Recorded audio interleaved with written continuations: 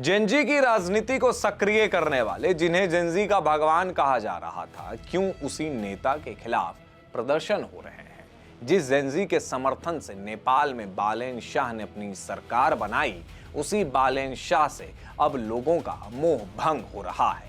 साल 2025 के सितंबर महीने में नेपाल में जेनजी प्रदर्शन होता है, जिसका मुख्य कारण छात्रों और युवाओं के मन में मौजूदा सरकार को लेकर असंतोष था। और उस प्रदर्शन को किसके द्वारा शह दी जा रही थी? तो वो थे बालेन शाह। आज वही बालेन शाह जो नेपाल के निर्वाचित प्रधानमंत्री हैं। कहा जा रहा था कि ये नेपाल की दशा और दिशा बदल देंगे, और यहीं से भारत के विपक्ष के नेता राहुल गांधी भी अपने कई बयानों में जेनजी शब्द का इस्तेमाल करने लगे। शायद उनके मन में उम्मीद जग गई कि क्या पता मैं भी जेनजी के समर्थन से एक न एक दिन पीएम बन जाऊंगा। लेकिन ये तो भविष्य की बात हुई। अब आते हैं वर्तमान के तरफ। बालेन शाह का उदय भले ही एक सत्ता विरोधी और युवा नेतृत्व की जीत के रूप में देखा गया हो, लेकिन नेपाल की वास्तविक राजनीति व्यवस्था में कोई बड़ा बदलाव नहीं दिख रहा। एक तरह से कहा जा सकता है कि एक ही महीने में बालेन शाह रूपी गुब्बारा फूट गया। नेपाल के लोगों के मन में इस असंतोष का मुख्य कारण भारत से आने वाले सामान पर कस्टम ड्यूटी, छात्र राजनीति को बैन करना और नई नवेली सरकार के एक मंत्री के ऊपर मनी लॉन्ड्रिंग के आरोप लगना। अब जरा इस मामले को आर्थिक और वैश्विक राजनीति के नजरिए से देखते हैं। भारत नेपाल के बीच रोटी बेटी का रिश्ता रहा है।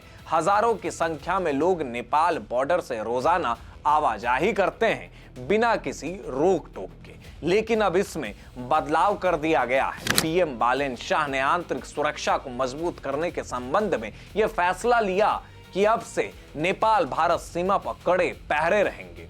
और हद तो तब हुई जब नेपाली 100 रुपए से अधिक के सामान जो भारत से लाते हैं, उन पर टैक्स लगाने के फैसले को सख्ती से लागू कर दिया गया।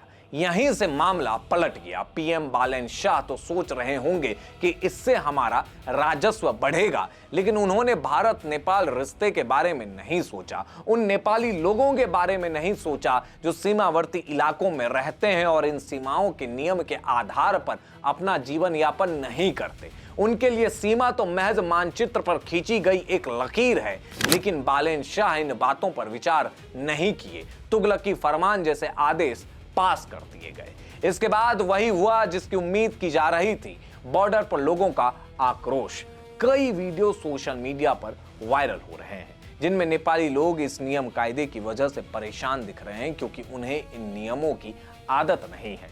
और जिस केपी शर्मा ओली को सत्ता से हटाकर खुद नेपाल की सत्ता में बालेन शाह बैठे हैं, असल में वो खुद भी भारत नेपाल रिश्ते को खराब ही करना चाहते हैं। और ये वही बालेन शाह है जो मेयर पद पर थे, तो उन्होंने ग्रेटर नेपाल का एक मैप अपने ऑफिस में लगाया था, जिसमें बिहार, यूपी और हिमाचल के कई हिस्सों को नेपाल का अंग दिखाया गया था। अब आते हैं मौजूदा ऐलान पर। नेपाल सरकार के इस ऐलान को नेपाल की विपक्षी पार्टी स्वीकार नहीं कर रही है। जनता ने साफ कहा है कि सरकार हमारा आर्थिक बोझ बढ़ा रही है। वही सरकार कह रही है कि ये नियम पुराने हैं, हम बस इन्हें सख्ती से लागू कर रहे हैं। सोशल मीडिया पर चेकिंग के कई वीडियो वायरल हो रहे हैं, जिनमें एक एक सामान चेक किया जा रहा है, बदसलूकी की जा रही है।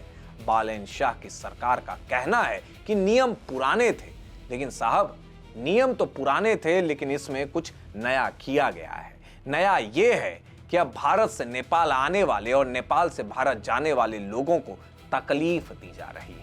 किसी भी देश को अपनी सीमा सुरक्षा को लेकर कदम उठाने चाहिए, ये जरूरी है, लेकिन लोगों को तकलीफ देकर नहीं।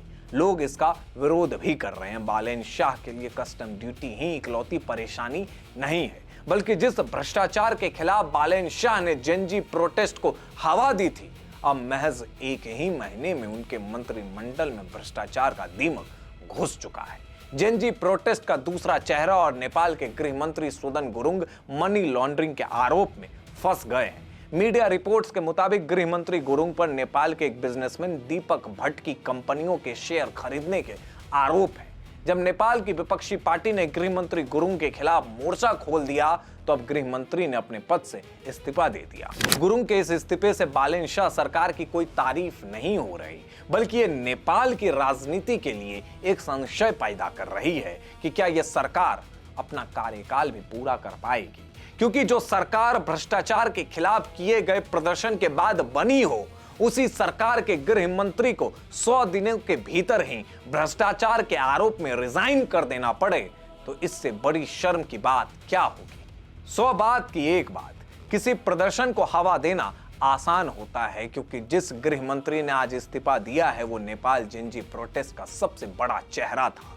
इस कहानी में प्रदर्शन है, सत्ता है, छात्र हैं, सिंह द्वार है, लेकिन जो बात लोगों से छिपाई गई वो है भ्रष्टाचार। उम्मीद है कि नेपाल के प्रदर्शन को देखकर भारत के जिन जिन नेताओं पर जेनजी वाला भूत सवार हुआ था वो संभल जाएंगे और देखा देखी की राजनीति नहीं करेंगे। बालेन शाह सरकार पर आपकी क्या प्रतिक्रिया है, हमें कमेंट बॉक्स में जरूर बताएं।